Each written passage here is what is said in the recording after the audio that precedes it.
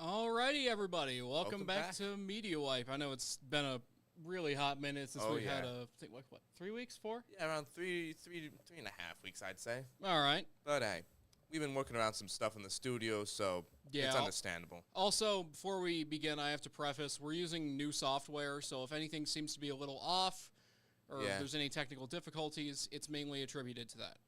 Yeah. Now, I'm Connor Bray. And I'm Christopher Bollinger. And today we're going to be doing a little bit of an experimental show. Oh, all right.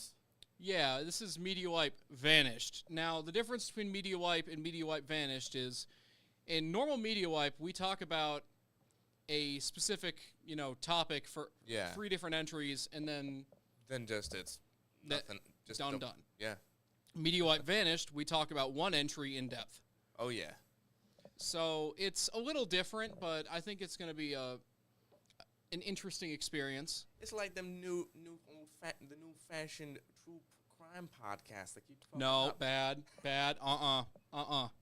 We are not like them. But yeah, today we're going to be covering one of the biggest disappearances of all time and the largest disappearance in Ohio history. This is Brian Schaefer. Now, why don't we, before we discuss his disappearance, let's talk about, who he was beforehand. Why don't you give me the info, you know what I mean? If I remember correctly, he's around 27. Right. 6'2", moderately tall. Yeah. I think he was a medical student at the time. Yes. Yeah. Okay. Medical student at Ohio State. Oh, well, that checks out. Yeah, OSU. Not a fan of your football guys. Anyways, beat Georgia. Come on. But the other notable thing about this guy is that he's got a Pearl Jam stick figure tattoo on his right arm. Well, yeah, that's like the most identifiable thing. Yeah, I'd definitely say that is like the biggest hallmark of this guy. Now, before he disappeared, he was described as a pretty genuine social guy. Yeah. He was in a band beforehand when he was in high school, and he was actually also the team captain of the tennis team. Hey, that's something I haven't done. Yeah, well, and be a team captain of the tennis team. Well, yeah. But in a band. Didn't last long. Fair enough. The other thing that he did was he mentioned how this medical profession is really just a job for him, and his main goal in life was to put out a record with a band. Well, and, that's often how it is with most of those jobs. It's just a mean to an end. Yeah, unfortunately, being a rock star isn't really much of a thing anymore. It's kind of a dying industry. Ain't that the truth? Which, honestly, as someone who wants to do the same thing, it kind of hurts. Definitely. But we're getting off topic here. Yeah. Right before he disappeared, about a month beforehand, his mom unfortunately passed away to a type of cancer called myelodysplasia. What does that affect? Myelodysplasia infects your bone marrow. Oh. It means you can't produce enough red blood cells in your bone marrow. Ooh, that is a nasty place to get hit. It is incredibly, it's incredibly rare. Yeah, that's effectively a final nail in the coffin sort of disease. Yeah, he also was hit pretty hard by this, considering she was his closest family member. Ouch. And even questioned the state of a lot of his relationships afterwards. Mm. It did bring him and his brother and his dad closer together, though, so, I mean, that's something. There is some pluses to that, but yeah, really minor pluses. Yeah. Not enough to outweigh the negatives. Yeah. Now, they started the night at Outback Steakhouse with his dad, Randy, and his brother, Derek, along with Derek's girlfriend. Okay. Honestly, this is a side thing again. Yeah. Not a big fan of Outback Steakhouse, okay? I've only been there one time, and the one thing I tried, I could definitely tell they had really old oil. Don't you dare say you tried the Bloomin' Onion. It was the Bloomin' Onion. Not a fan of the Bloomin' Onion, bro. Nope. I'm sorry to any Outback enjoyers, but I just can't agree with you there. I don't know. What about you, off camera man? What do you think about Outback? I've been there once. It's been I don't remember being too fond of it either, to be honest. Yeah. Well, I guess we're all in agreement on that one. If you're going to a steakhouse, don't go to Outback. Go to Texas Roadhouse. Like, yeah, it's just better prices, better food. yeah. I'm sorry, that's just the way it is. Anyway, we're getting off topic again. Definitely. Now, Brian had originally invited his brother and his brother's girlfriend out Yeah. with him to go with his buddies. Okay. And they refused because, well, not refused. It was more of a, sorry, we already had plans to go to Okay. a yeah, comedy show. I know that feeling. Yeah. Happens all the time, you know. Yeah, oh yeah, it really does. And his dad was kind of perplexed by his plans to begin with because Brian had pulled 2 all-nighters the previous 2 nights because he was working on his finals for the Well, I spring suppose he semester. could have just needed a break. I mean, regardless, it just didn't really seem like it was a safe move on his part. Fair. I know that feeling. I've done plenty of stupid stuff during finals. Yeah. Now, right after this, 2 hours of sleep. 2 hours of sleep. Yeah. Oh God. That night was a bad idea. Yeah.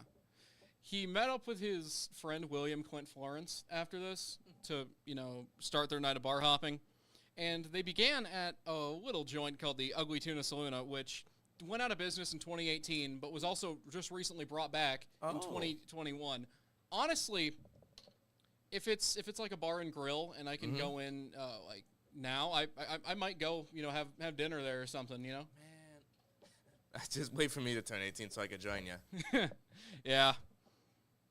Now, that once they started there, they started going down the arena district, getting a shot at a bunch of different bars. They went to Brothers and a couple other places. I know by about midnight, they ended up at a bar called the Red Star.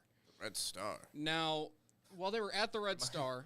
Reminds me of a certain movie, but I don't remember which one. Oh yeah, it was Red Dawn? No, it was the World's End. The World's End Bar, I think. Mm-hmm. Yeah. Yeah, I know what you're talking about.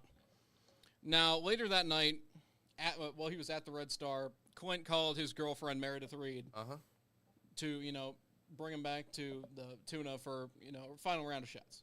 Okay. And she arrived about 12:30. They got there at 12:45. Things were going fine. All and right, so when did he go missing? twice. Huh? The first time, he disappeared for about 15 minutes between 1 and 1:15 a.m. All right, well, that's pretty reasonable. Yeah, and then eventually, like from that point, he reappeared at 1:15, and that's where the most famous security footage angle is of him coming up the escalator to the bar. Oh. Yeah. All right. Now, at about 1:55, he's seen for the final time talking to a couple of girls outside the bar before disappearing from the camera. That checks out. The weird thing is, he didn't go down the stairs of the escalator. He either went back into the bar or he went out the service entrance, which was directly below the camera, so it couldn't catch it. All right, that's interesting. Why would you specifically head out of the service entrance? We'll get there. Oh. We will get there. Oh. The bar closed at about 2 a.m., about 5 minutes later. Yeah. And his friends waited for him to come out of the bar. He never did. Okay. They just assumed that he had wandered home a lot earlier in the night, probably about 1:30, 1:45 a.m., and they left. No, that's Brian not wasn't good. seen again after this point. Yeah. And speaking of things that aren't really seen, here's Invisible by Duran Duran. You know.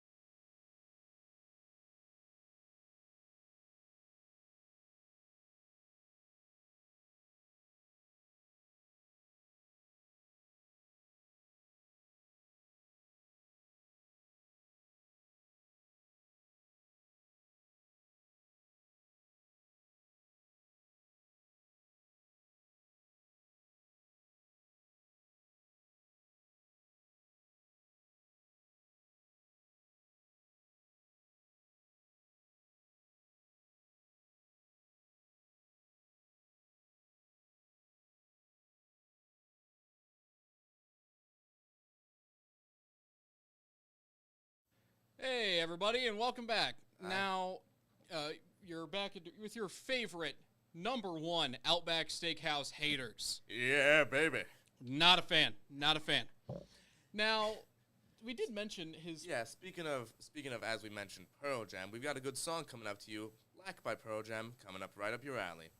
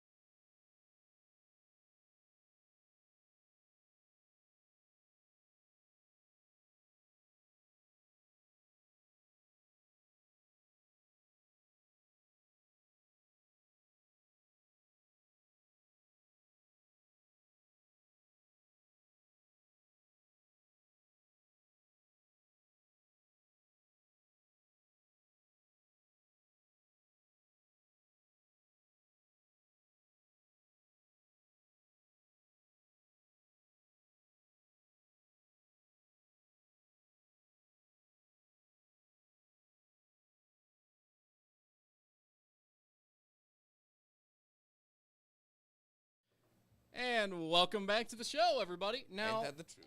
since we just listened to Black by Pearl Jam, Yeah. there is a little thing I'd like to note. Oh? Now, during the time that Brian disappeared in 2010, I believe it was, Pearl Jam mentioned his disappearance at a concert. There's a clip of it on YouTube if you ever want to check that out. Well, that's But pretty yeah, cool. Eddie Vedder from Pearl Jam, right before they played, I think it was right before they played Black. Good timing. Mentioned how, this guy's missing. He's one of us. So if you have any information, please. Yeah, okay. So yeah, that's another example number 145 of Eddie Vedder being a really cool person. Yeah. But I think Now that I know, now going on a bit of a side tangent, most of those older rock guys, they really were good people. Like, well, there's most of the guys in Golden Earrings, they didn't go on concert much because they weren't allowed to take their wives. right. The thing I found about a lot of old rock stars is that they're either one of two things. They're either like the best people ever, or like just absolutely Incredibly insufferable. racist. No, I wouldn't say that. I would just say Oh. like annoying. That's what I Or that's just- what or I just kinda typically rude. see. Yeah.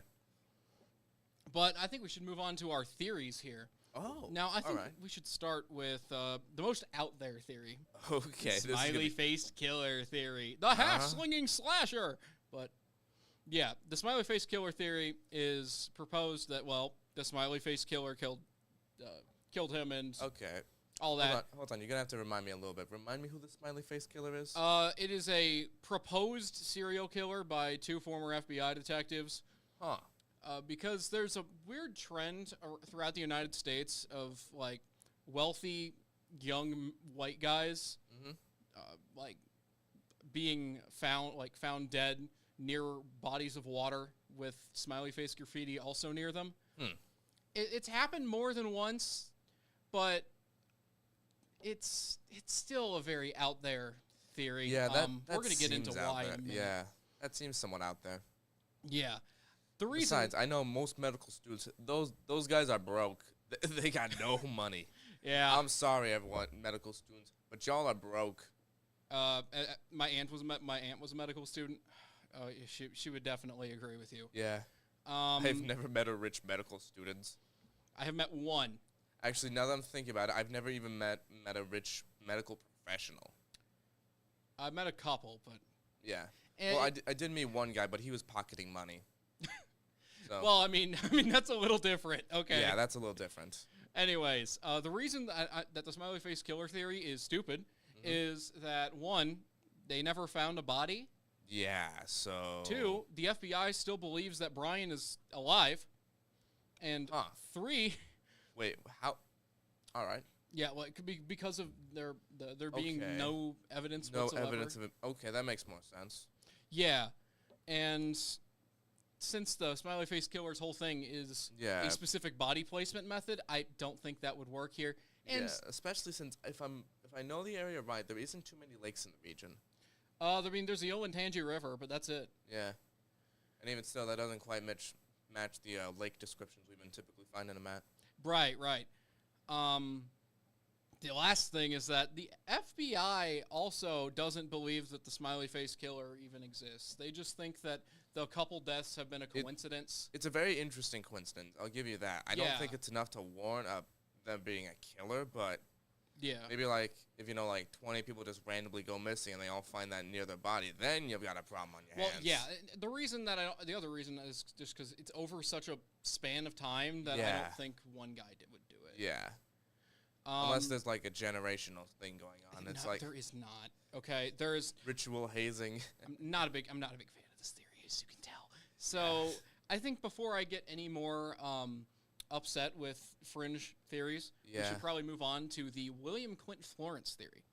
Now, this guy just did the most suspicious things throughout this entire investigation. Okay. For example, all of the people that Brian was with that night took lie detector tests, except for him. Oh. And he also said that he would speak on that night only if he was granted immunity. Big red flag there. That's like the biggest red flag I could think of. Just say I plead the fifth, and that's less of a big red flag. Right. But if you say that, that implies that you know something and you won't say it unless you have immunity. Yeah. Because what's probably going to, or at least this is the theory that I believe, if he is granted immunity, it's like, oh yeah, I killed him. Yeah. Yeah, that's what it seems like. But one thing I don't quite understand, what would his motivation be? Well, they did have they had a falling out recently. Uh-huh. Or they had a couple of really big arguments with each other, and this was kind of their night to, like, bury the hatchet. Okay. So it would be the case where one tries to bury the hatchet, the other is still brandishing it and took away advantage of it. Right. Okay. I could see that, yeah. That does hold quite a bit of water. The only thing against this, I think, is that he hasn't said anything, which I definitely think he knows some information. Even if he isn't the killer, I think he knows something about Brian's disappearance that he isn't telling. Yeah, I mean, maybe it's saying that we don't know about Brian on the surface, but yeah, like for example, my other theory is that with him is that maybe it was like an embarrassing thing, like he was, he was hooked on something and he didn't want to make his friend look bad. Okay, yeah, that makes sense. Yeah. So yeah, I'm not gonna try to just assume the worst out of somebody over that. Yeah, I mean, there's an entire chance that he is, just being a good person with that, but yeah, with how it looks. It doesn't look great. I will give you that. It does not look great. It does not look great. Now, let's, clear the rubble a bit with the construction site theory. Oh? This is the most recent one. Okay. Now, behind the Ugly Tuna Saloon, there are 4 emergency exits. And that much that much is obvious in most malls. Yeah, well, and also this is the University District, which is in a not so great area, so they have a bunch of emergency exits and things so that people can get out and stay safe. Yeah. During the time that Brian disappeared, there was a thing that was under construction behind it. Now it's a parking garage. Okay.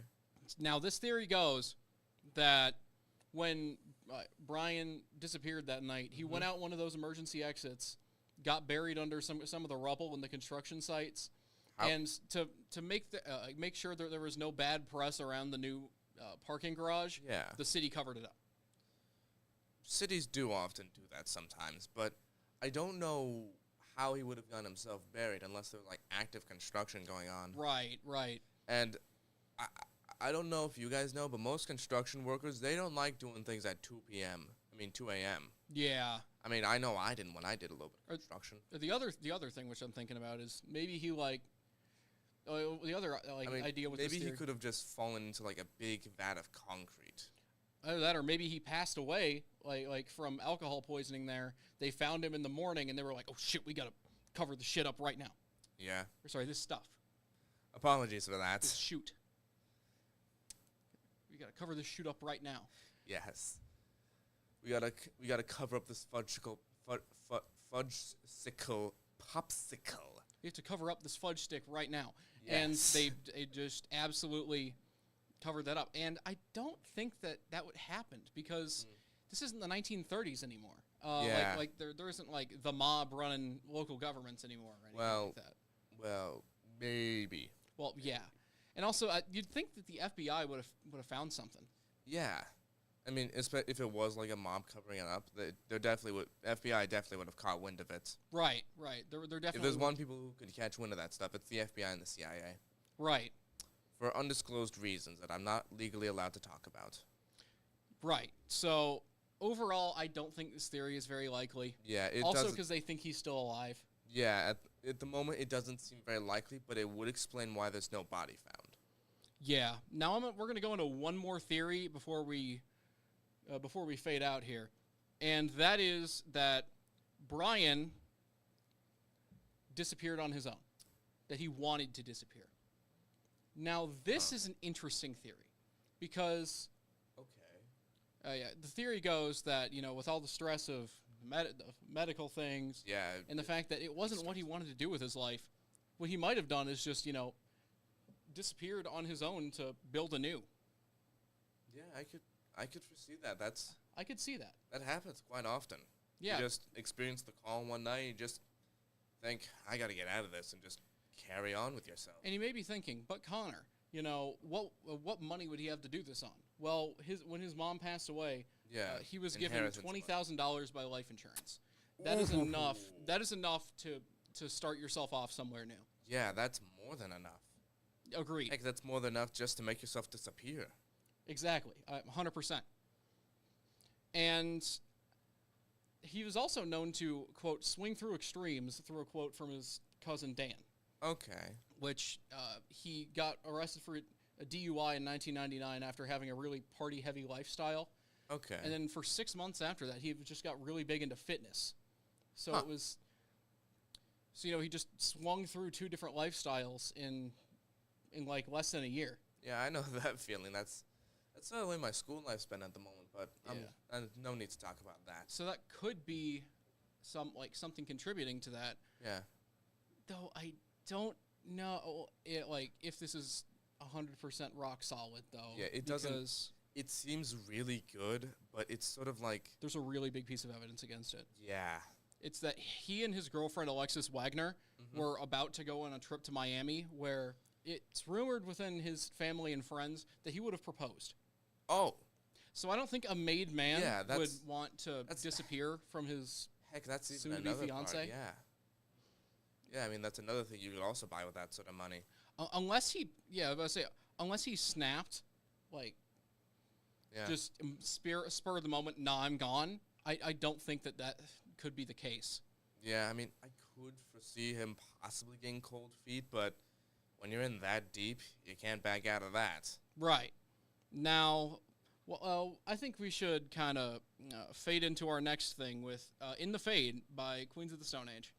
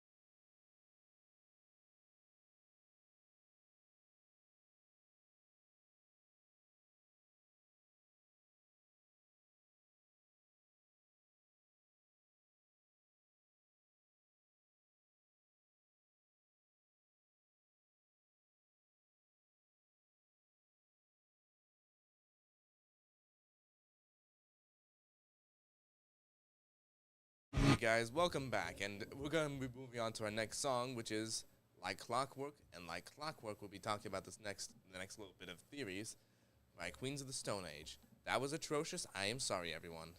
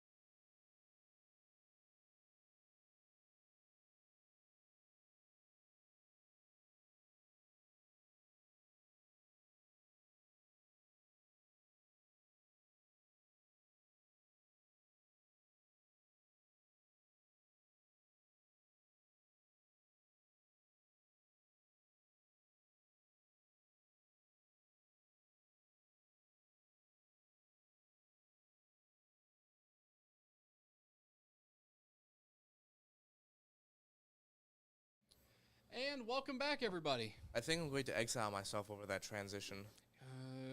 We're considering it. We're considering it. Okay, I'm sorry, everyone. It's fine. We are considering it. But yeah, let's discuss where the case is now before Yeah, we... that's before I get exiled. Yeah. Yeah. Now, Columbus police still believe Brian to be alive, which I've mentioned like 4 Yeah. times. Oh, yeah, and just the reason why is because, happened in 2006, so it's pretty reasonable for him to be alive. Yeah, right. His now ex-girlfriend, Alexis, is numb to discussions of Brian's case nowadays and is married with kids. Same thing with his brother, but unfortunately his brother feels guilt over his disappearance because it's one of those things where, sort of feeling. Yeah, Survivor guilt.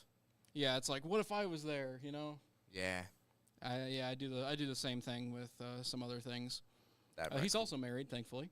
He married. I think he married that girlfriend that he went on that date with. So that's nice. Well, that's pleasant. It's a wholesome little thing. Besides that, there hasn't been very many new developments in the case. It still remains a very mysterious thing. I'd have to agree with you on that margin, yeah. Though, if we Even go with all the theories we've discussed, I still think that most of them are pretty half-baked at best. right, I mean, for all things, Smiley face killer. yeah, I think overall, I think Brian's probably still on the loose. Speaking of on the loose, we have On the Loose by Saga. Yeah. Take a look.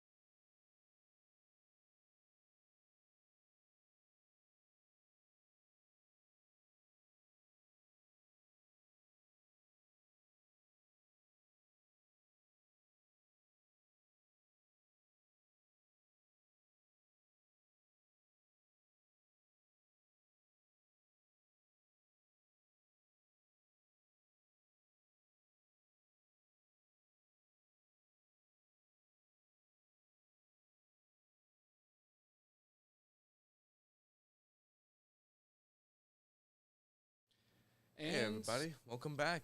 We unfortunately have to end it off here, but yeah, this is unfortunately the end of the road. yeah. It's been a tough 3 weeks, but I'm glad we're able to finally get out another segment for you oh guys. yeah, it's been plenty fun. If you guys liked this like experimental format, let us know, and we might do another episode Yeah. of MediaWipe Vanished. But until then, I think that we're gonna disappear. Yep, with Speaking I of appear missing from Queens of the Stone Age.